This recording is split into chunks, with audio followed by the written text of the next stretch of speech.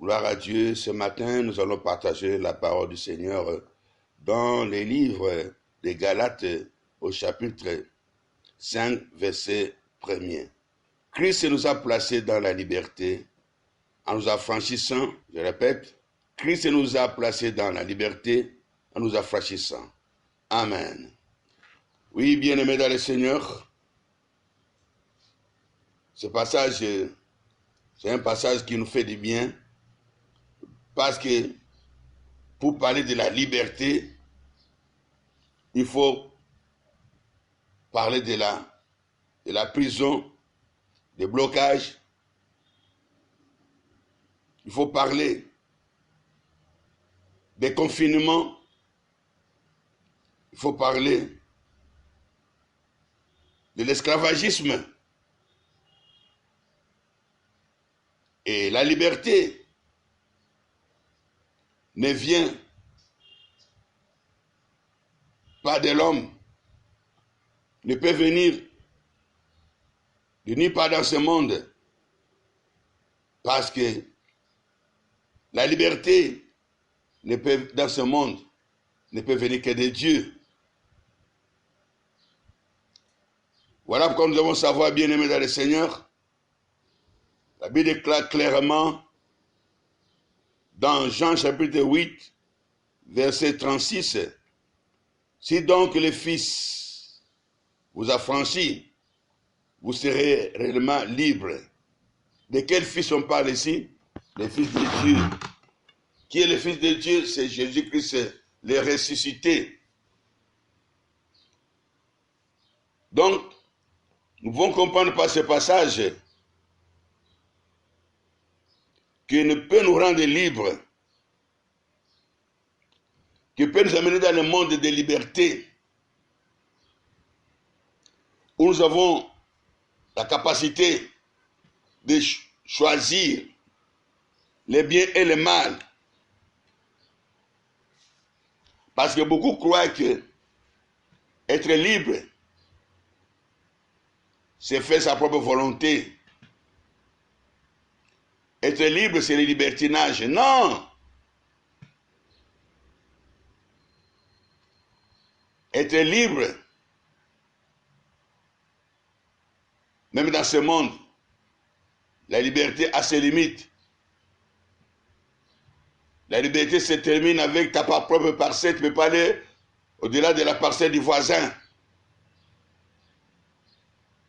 C'est une infraction.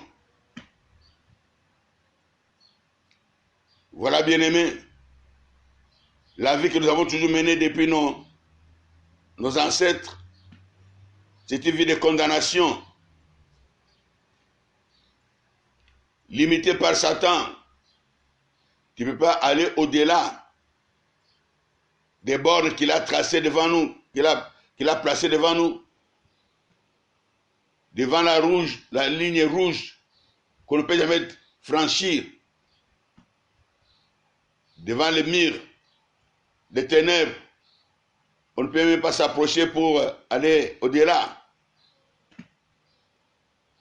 Bien-aimés dans le Seigneur, dans ce monde, Satan s'est arrangé pour mettre autour de nous des barrières, des barricades que l'homme ne peut jamais, alors jamais franchir. Voilà pourquoi il dit que le monde entier lui appartient. Voilà pourquoi il avait dit à Jésus, si tu m'adores, je te donne ce monde-là que tu vois. Bien-aimé dans le Seigneur, depuis l'état d'Adam et Ève, il a arraché la domination par ruse. Il a arraché le règne de ce monde par malice, en faisant tomber Adam et Ève dans le péché. La Bible déclare dans 1 Jean 3,8, à celui qui pêche est du diable. À partir de ce moment-là, l'homme était devenu esclave et prisonnier de Satan dans ce monde.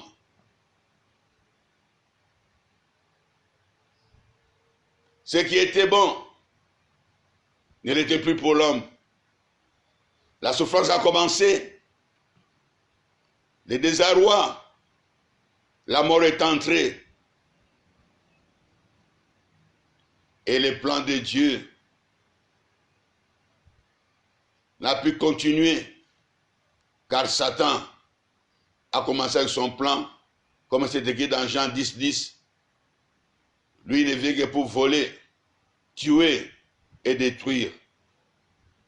Mais le Fils de l'homme est venu afin que les bébés aient la vie et qu'ils soient dans l'abondance. Vous voyez le plan de Satan? C'est tout juste le contraire du plan de Dieu.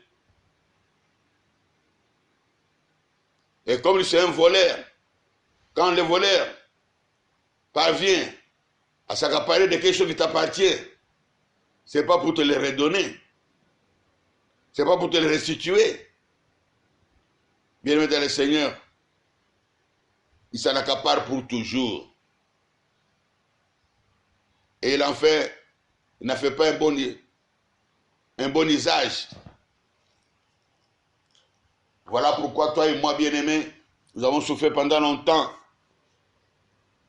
Notre vie, notre corps, âme, esprit, âme et corps, était créés pour de bonnes choses, pour des choses glorieuses.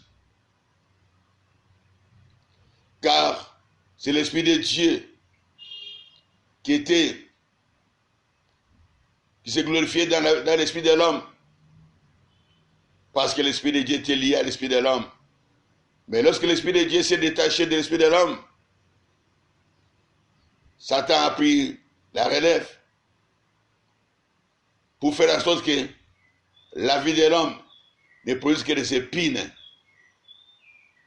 Qui dit épines, dit douleur, souffrance. Regarde bien dans ta vie. Toi qui m'écoutes en ce jour. Et tu vas comprendre qui s'occupe de ta vie aujourd'hui.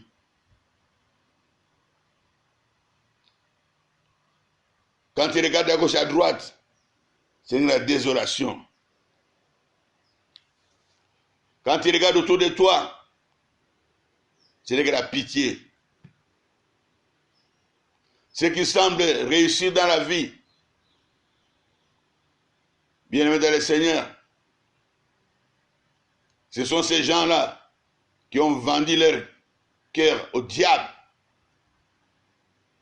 Et leurs soi-disant bénédictions, ce sont des choses éphémères. Et quand tu regardes leurs morts, ce sont des morts atroces, incompréhensibles, mystiques.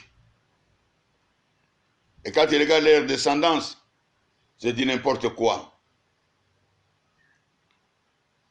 Mais la Bible nous dit, venez à Jésus et vous aurez la vie. Nous avons besoin de Jésus-Christ. Car, je ne cesse de le dire tous les jours, Jésus a déclaré, sans moi, vous ne pouvez rien faire. Parce que l'ennemi qui vous prend en charge, je le connais.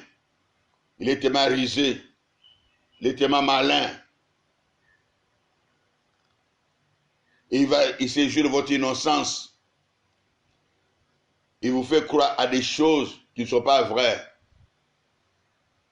Car la Bible l'appelle le père du mensonge. Il est menteur depuis le commencement.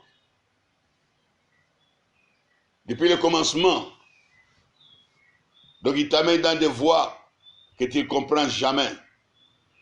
Que tu ne pourras jamais comprendre. Voilà, il entraîne le monde entier dans les ténèbres.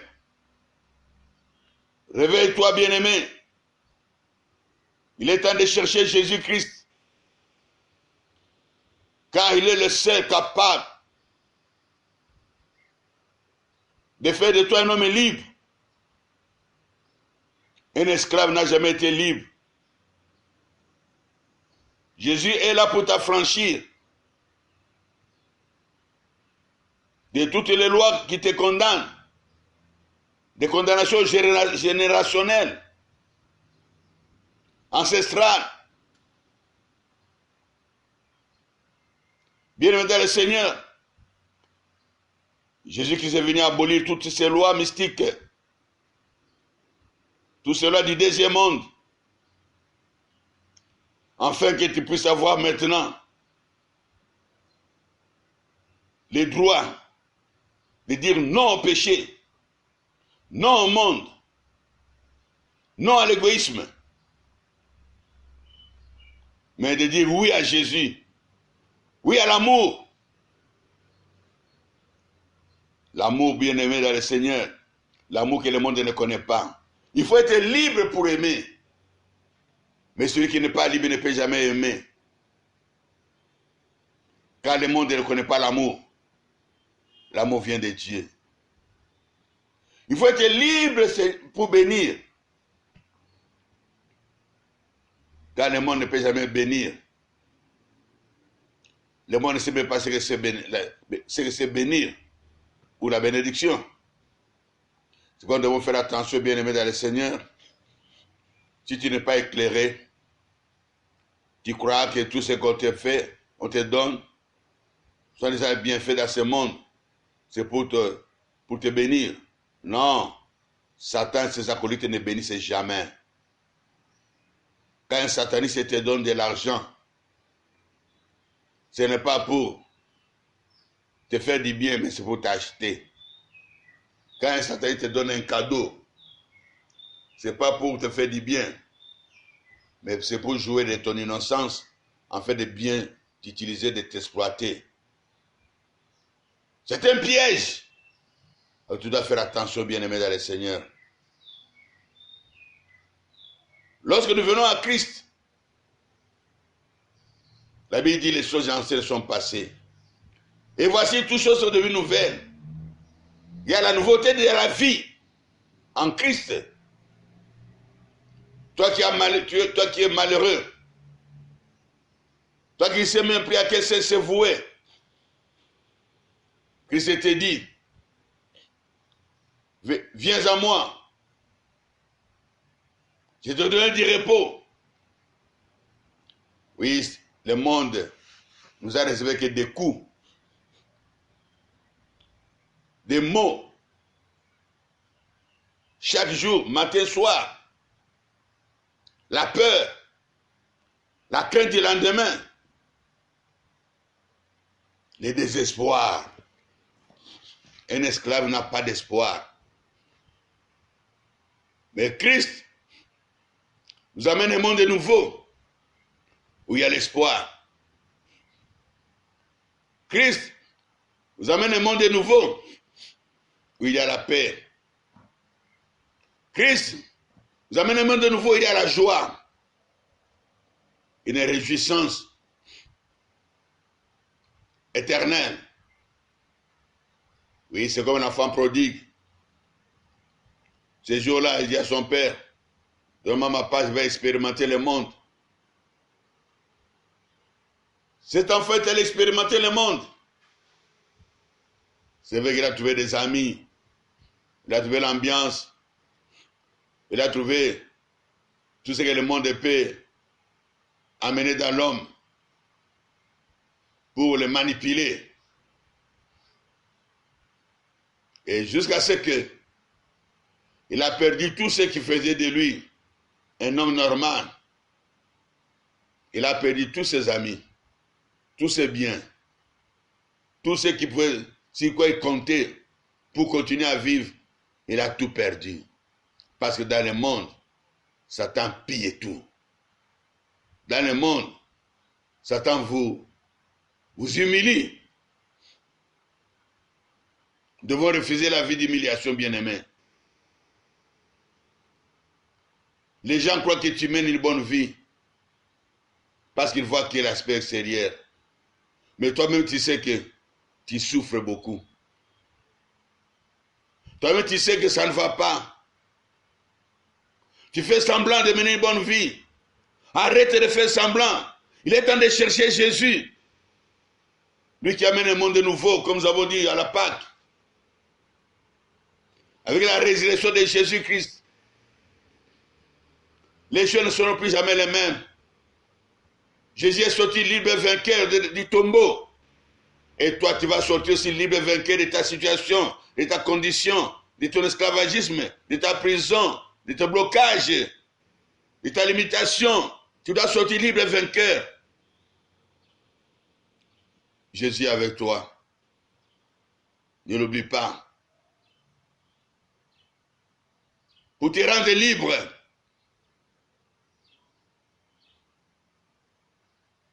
la Bible déclare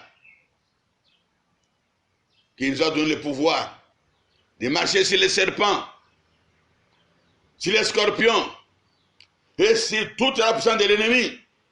Et rien ne pourra nous nuire. Luc 10, 19.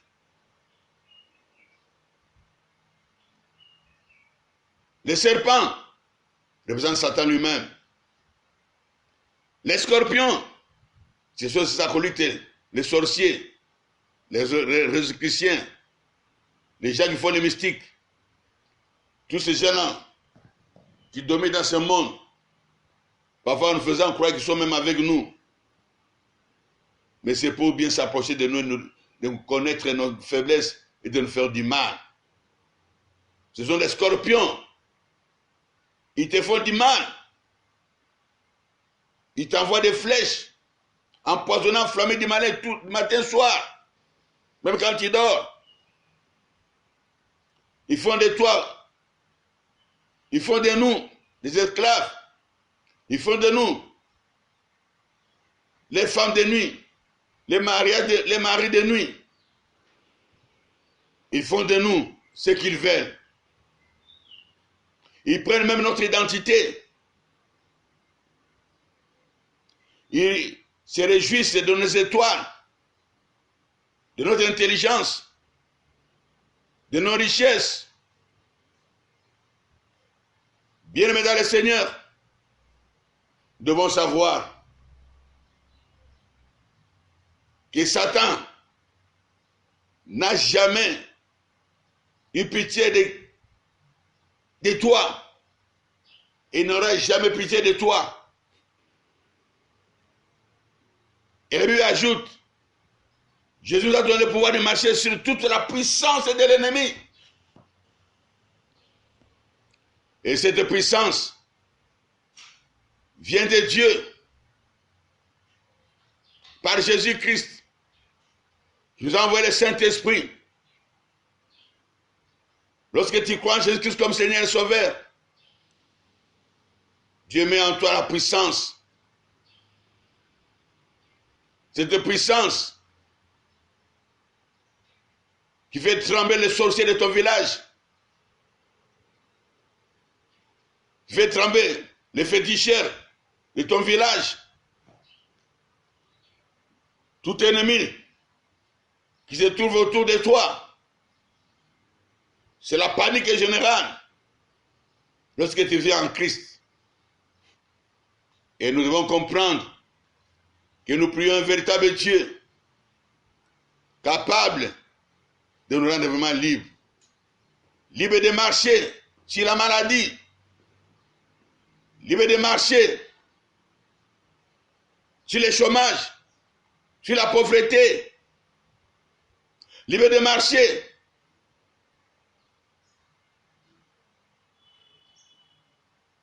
sur toutes ces choses qui ne marchent pas dans nos vies, que nous appelons les anomalies. En Christ, tu es capable. Parce que lui, à cause de son amour, il est capable d'appeler à l'existence ce qui n'existe pas. Je ne sais pas ce qui te manque ce matin. Toi qui me suis à midi, toi qui me suis le soir. Je ne sais pas ce qui te manque. Mais je t'informe pour ta réjouissance que tout ce qui te manque se trouve en Jésus-Christ. Christ en nous, l'espérance de la gloire. Le temps de la gloire est arrivé. Le temps de réjouissance est arrivé. Le temps de victoire est arrivé. Parce que tu es libre de choisir maintenant Jésus. Deutéronome 30, verset 15. Mais je préfère plus verset 19. Il dit, j'ai mis devant toi la vie et la mort, la bénédiction et la malédiction. Mais choisis la vie, afin que tu vives toi et ta postérité. Qui peut choisir la vie? Bien-aimé dans le Seigneur, ne peut choisir la vie que celui qui a choisi Jésus. Parce que Jésus a dit, je suis le chemin, la vérité et la vie. Donc, si tu choisis la vie, tu choisis le nouveau monde, une vie meilleure, une vie de puissance, une vie de Dieu qu'on appelle la vie éternelle. Il est temps, je répète, de chercher Jésus. Tu n'as plus le droit de rester coupé dans la misère. Parce que le Dieu miséricordieux est là pour toi. Je ne sais pas combien d'années ta situation est restée la même, sans solution. L'homme de Bethesda, il avait 38 ans, en train de chercher la solution. Mais lorsque Jésus est arrivé, la solution est venue là où il s'attendait le moins possible. Et Jésus va t'accorder en ce jour la même solution. Oui, qui vient de lui-même. Le vainqueur du mont Golgotha, il a la solution. Pas comme les médecins te la donnent. Pas comme la famille, les amis te la donnent. Mais cette solution, c'est sa propre vie. C'est son propre sang. Cette solution, c'est sa présence. Voilà pourquoi nous devons chercher Jésus-Christ. Parce qu'il a dit à Josué, dans Josué 1,5, nul ne tiendra devant toi tant que tu vivras, car je serai avec toi, comme j'ai été avec mon serviteur Moïse. Sa présence, c'est la victoire dans ta vie. Sa présence, c'est le règne dans ta vie, dans ce monde. Car toi, tu n'es pas de ce monde. Tu n'es plus de ce monde. Tu es maintenant un monde nouveau. Voilà pourquoi nous devons d'abord chercher premièrement le royaume de Dieu, où Jésus-Christ est roi des rois. Et tu verras que le reste, ce sera la facilité. Le reste, ce sera que des cadeaux. Il a beaucoup de choses à te donner, mais il t'attend. Il attend que tu fasses les pas de la liberté. Les pas de la liberté, c'est le choix. Choisis Jésus, afin que tu vives, toi et ta postérité. Bien-aimé, ceux qui sont autour de toi attendent que tu fasses les pas de la liberté. C'est tout ce qui te manque. Ce n'est pas un pas difficile, car autour de toi, beaucoup l'ont déjà fait. Pourquoi tu hésites encore? Pourquoi tu regardes à gauche et à droite? Pourquoi tu hésites encore, bien-aimé? Le temps ne fait que filer. Profite des temps qui te restent pour t'attacher à Jésus. Car il a dit, attachez à moi, vous porterez beaucoup de fruits. Oui, bien-aimé, le pas de la liberté. C'est tout ce que Jésus attend de toi. Que tu fasses pas. Que tu lui dises, Seigneur Jésus, je te consacre maintenant ma vie. Je m'abandonne entre tes saintes mains. Je ne veux plus de cette vie de malheur. Mais je te veux toi. Que tu sois maintenant mon bonheur, mon avenir. Que tu sois ma paix. Que tu sois mon refuge. Il attend que tu fasses pas, la bien-aimée. Parce que lui, il a vaincu les diables. Il a vaincu les démons. Il a vaincu les péchés. Il a vaincu le monde. Il a déclaré, ayez la paix à moi. Prenez courage. Vous aurez des tribulations dans le monde. Mais j'ai vaincu le monde. Jean 16, 33. J'ai vaincu le monde. Le monde a déjà été vaincu, bien-aimé. Ne déçois-tu pas. Alors tu as une bonne nouvelle aujourd'hui. Ta maladie a déjà été vaincue. Ton chômage a déjà été vaincu. Ton célibat a déjà été vaincu. Ta pauvreté a déjà été vaincue. Ta maladie a déjà été vaincue. Oh bien-aimé dans le Seigneur, car Jésus-Christ est Seigneur à la gloire de Dieu le Père, car il règne dans le cœur de tous ceux qui l'acceptent comme Seigneur et Sauveur. Voilà pourquoi il dit, personne n'est venu vers lui et rentrer les mains vides. Toi qui manques de tout, viens à Christ, dis à Jésus, je suis là, agis dans ma vie. Je m'abandonne dans tes saintes mains. Fais de moi ce que tu veux. Est-ce que tu peux dire à Jésus ce matin cela? Fais de moi ce que tu veux, parce que moi je t'ai choisi maintenant toi. Satan faisait de moi ce qu'il voulait. Aujourd'hui je dis stop. Tu peux dire aussi, toi qui m'écoutes, stop à Satan. Stop au diable. Stop à la pauvreté. Stop à la médiocrité. Stop au cauchemar. Stop à la vie des soucis. Oui, tu as cette liberté de dire stop. Et cela se fera. Parce que la Bible déclare, pour terminer, dans Marc 16, verset 17 à 18, mais 17 nous dit, voici les signes qui accompagnent ceux qui auront cru à mon nom. Ils diront, stop à Satan. Ils chasseront les démons. Ils disent, stop, sors de ma vie. Bien-aimé, tu as le pouvoir de dire stop. C'est en Jésus-Christ. Et je te bénis. Je bénis ce moment. Parce que je sais que tu as la capacité de dire stop. Et que la gloire de Jésus-Christ t'accompagne durant cette journée et les jours à venir. Parce que tu es aussi l'enfant de Dieu, comme Jésus a dit à Zachée, celui-ci est aussi le fils d'Abraham. Que le nom de Jésus soit glorifié, que le nom de Jésus soit magnifié. Au nom puissant de Jésus-Christ, nous avons espéré, Père, et nous sommes tous. Amen. On applaudit pour les rois des rois.